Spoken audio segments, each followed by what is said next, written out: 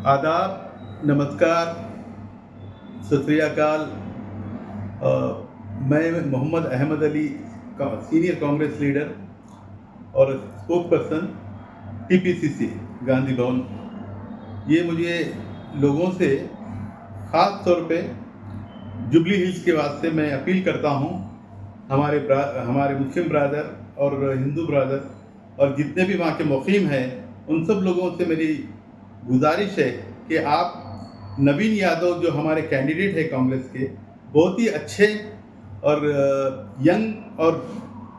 मेहनती और लोगों से बहुत अच्छे राब्ते में हैं और वेलफेयर लोगों की हर सुख दुख में रहते हैं। रात दिन बहुत काम किए हैं वो, और वहाँ लोगों से बहुत अच्छी टर्म्स, आप लोगों से बहुत अच्छी उनकी टर्म्स है और उनसे बहुत राब्ते हैं। तो लिहाजा उनको अगर आप एमएलए बना दिए, अगर आपने कीमती वोट अगर देके, तो वो बहुत कॉन्स्टिट्यूंसी के लिए बहुत काम करेंगे। और ये क्योंकि हमारी पार्टी रूलिंग पार्टी है, और इसमें क्या होगा कि आपके जुबली हिल्स के लिए जो भी चाहें, जो काम के लिए फंड्स चाहें, तो गवर्नमेंट कांग्रेस की है। और हमारे honourable chief minister Shri Revanth Reddy साहब बहुत ही पर्टिकुलर अबाउट जुबली हिल्स, क्योंकि वो चाहते हैं कि जैसे हर उनके जितने भी कॉन्स्टिट्यूंसीज है उसमें जुबली हिल्स भी एक कॉन्स्टिट्यूंसी है, उसके लिए भी अच्छे फंड्स देकर और उसको बहुत डेवलप करेंगे। और वो खुद अपनी ज़ाती दिलचस्पी लेकर और सब लोगों को साथ लेकर वहाँ जिताने के लिए काम कर रहे हैं। तो आप लोग और नवीन यादव और हमारे ऑनरेबल चीफ मिनिस्टर साहब के हाथ मजबूत कीजिए और नवीन यादव को जिताइए। सब ये क्वेश्चन है कि जैसा कि अजहरुद्दीन को मिनिस्ट्री दे दी है, उसके ऊपर आपका क्या कहना है? देखिए, ये लॉन्ग पेंडिंग सब्जेक्ट था माइनॉरिटी के लिए मिनिस्टर देने के लिए, क्योंकि माइनॉरिटियों को कोई मिनिस्टर नहीं था गुज़िश्ता दो साल से, और इसके ऊपर जारी था। इसके लिए सीएम साहब बहुत फिक्रमंद थे कि कब कोई कैंडिडेट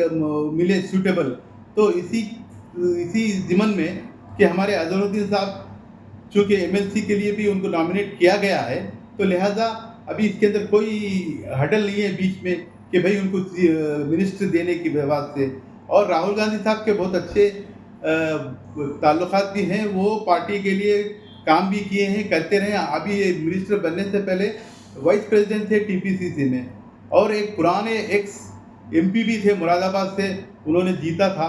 फिर यहाँ पर भी पार्टी के लिए बहुत कुछ किए हैं, कर रहे हैं, और मिनिस्टर बनने के बाद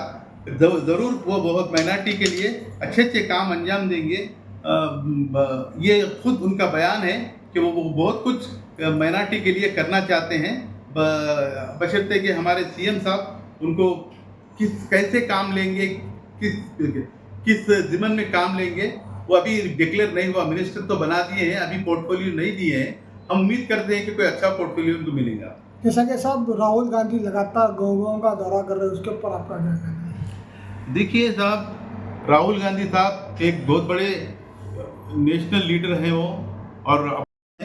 और गुज़िश्ता अपोजिशन के कायद बनने के बाद उन्होंने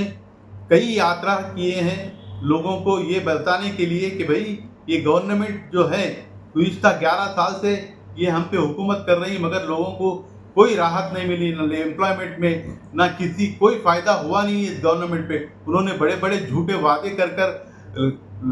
2 करोड़ नौकरियां, 15 लाख रुपए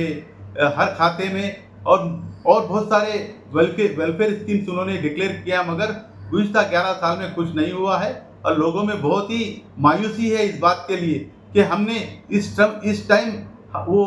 भी उन्होंने परसों इलेक्शन जो हुआ उसके अंदर भी बहुत सारे उन्होंने इस तरह के वादे किए थे, तो लोग ज़रा उसके अंदर वो रिग्रेट कर रहे हैं कि भाई ये इनके बजाय कोई दूसरी गवर्नमेंट आना चाहिए, ताकि नए स्कीम्स हो, लोगों के लिए फ़ायदा हो। और ये सिर्फ हिंदू मुस्लिम और कोई और इनके पास कोई मुद्दा नहीं है। तो लिहाजा इसी को उन्होंने घसीट कर यही मामले को आगे भी चला रहे हैं। और मैं नहीं समझता हूँ कि ये बहुत लंबा ये चलेगा। वो वक्त आएगा, लोगों बाशऊर होंगे और लोग खुद उनको गति से उनको बेदखल करेंगे अपने वोट के जरिए। अब राहुल गांधी को प्राइम मिनिस्टर देखना चाहते हैं आने वाले समय में? बिल्कुल, अभी आगे चल के अभी हमारे राहुल गांधी साहब, उनके वालिद साहब, उनकी दादी और मुस्तकबिल में जो कुर्बानियाँ उन्होंने दी हैं देश के लिए, कोई दिए नहीं है। और अभी ये बताते हैं कि भाई इन्हों आने के बाद ही 11 साल में ये मौजूदा हुकूमत ये बोलती है कि हमने बहुत कुछ किया, बहुत कुछ किया। इन्होंने कुछ नहीं किया 11 साल में। और जो भी क्या क्या इससे पहले ये बड़े बड़े जो रेवोल्यूशन आए, नेशनलाइजेशन ऑफ बैंक हुए, और बड़े बड़े किसान का जय जवान जय किसान, और बड़ी बड़ी इंडस्ट्रीज, बड़े बड़े ये पॉलिटिकल जो हमारे HAL और जितने भी IT सेक्टर वगैरह किसके दौर में हुए? ये सिर्फ राजीव गांधी और इंदिरा गांधी और नेहरू और इनके हर वक्त नेहरू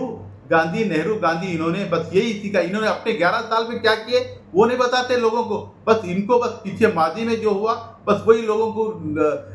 उनको बीच में लाकर अपनी रोटी सेकते हैं और अपना लोगों को हिप्नोटाइज करते हैं कि भाई उनसे कोई दोबारा सवाल ना किया जाए कि भाई। तो इस जीवन में अब इन्हों यात्रा जो हमारे राहुल साहब ये सब चीज़ों को उजागर किए, लोगों में लेकर गए हैं, और इंशाल्लाह आगे चल के लोग इस बात को समझ गए हैं कि राहुल गांधी साहब जो बोल रहे हैं, जो अमल से ज़मीन पे उतर कर गाँव फिर रहे हैं, यंगस्टर्स के लिए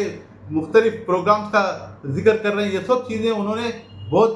मुस्तैद से इस गवर्नमेंट से लड़ रहे हैं वो, कि इस इंडिया के यूथ के वास्ते, किसान के वास्ते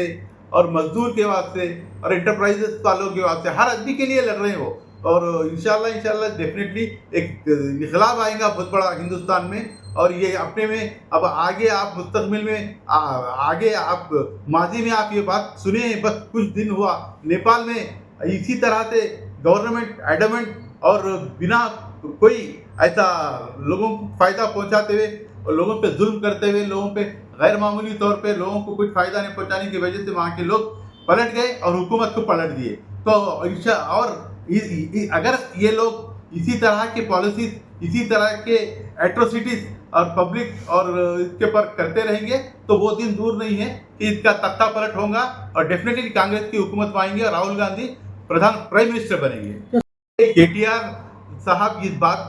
बात को हजम नहीं कर रहे हैं कि उनकी हुकूमत गई है। वो गई इसलिए कि उन्होंने जो अपने 10 साल और 11 साल अपना टेन्यूर में उन्होंने कोई ऐसा काम, कोई ऐसी चीज़ नहीं की है, सिर्फ स्कैम्स हुआ है। आप ये समझते हैं कि भाई इसके ऊपर हमारे करे हैं और पब्लिक ये चीज़ को मद्देनजर रखते हुए उनकी पार्टी को बेदखल कर दिया है। और कांग्रेस हुकूमत आके 2 साल हो गया, मगर KTR साहब अभी नींद से बेदार नहीं हुए और वेलफेयर स्कीम्स हमारे चल रहे हैं हर जगह, वाह हर फील्ड में बेहतर काम हमारे चीफ मिनिस्टर साहब रेवंत रेड्डी साहब कर रहे हैं। मगर KTR साहब क्या है मालूम है, गैर जरूरी लोगों को मिसलीड कर रहे हैं कि भाई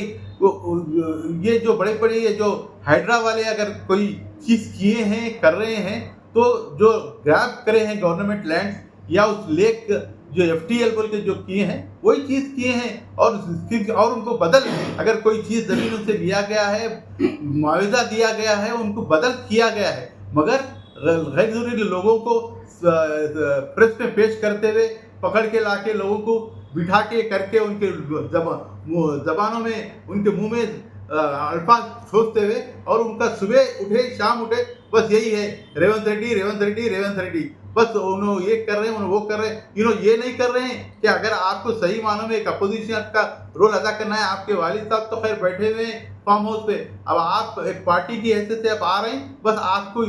आप बस यही हो रहे हैं कि भाई 1 महीने में होगा, 6 महीने में होगा, साल भर में होगा, कैसा होगा? क्या एक MLA या 5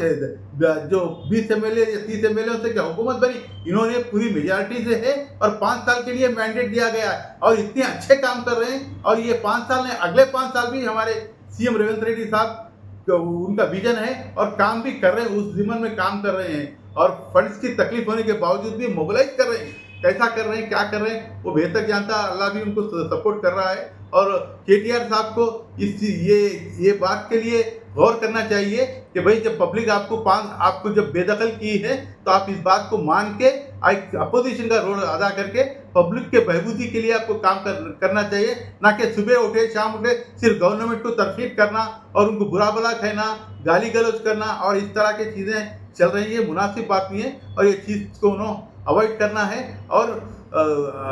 ये पब्लिक का मैंडेट को उन्होंने रेस्पेक्ट करना है। जैसा कि साहब कहेंगे आप कांग्रेस सीनियर लीडर के नाते? नहीं, जुबली हिल्स बहुत बड़े अच्छे एजुकेटेड पीपल और बहुत ही समझदार लोग वहाँ पर हैं और माजी में जो काम नहीं हुआ गुज़िश्ता 10 साल से और क्योंकि आप देख रहे गए कि हमारे कैंटोनमेंट में भी बीआरएस के इसी तरह का चीज़ पेश है, वहाँ भी गुजर गए थे बीआरएस के एमएलए, तो और एक हमारी कांग्रेस वहाँ पर हुकूमत में थी और शुरुआत थी उसी टाइम में कांग्रेस के एमएलए जीत कर आए और यहाँ पर भी जुबली हिल्स में भी वही रिपीट होगा क्योंकि ये हमारे नवीन यादव साहब अच्छी थम्पिंग मेजॉरिटी से जीतेंगे और वहाँ की पब्लिक से मेरी खुसूसन अपील है कि ये हर लोग से बड़े बूढ़े जवान सब लोगों से कि भाई एक मौका दीजिए कांग्रेस को। आपने दो बार आपने दूसरों को मौका दिया, एक बार कांग्रेस को दीजिए, नौजवान कायद को दीजिए, फिर ये 5 साल उनका परफॉर्मेंस देखिए, फिर उसके बाद में आपके हाथ में है वोट कि भाई उनको रखना या नहीं रखना, बेदखल करना। तो ये मेरी बहुत शिद्दत से आप लोगों से अपील है कि थम्पिंग ज़्यादा तादाद में चलकर सुबह सुबह अपना वोट इस्तेमाल कीजिए और नवीन यादव को कामयाब बनाइए। आपका नाम साहब?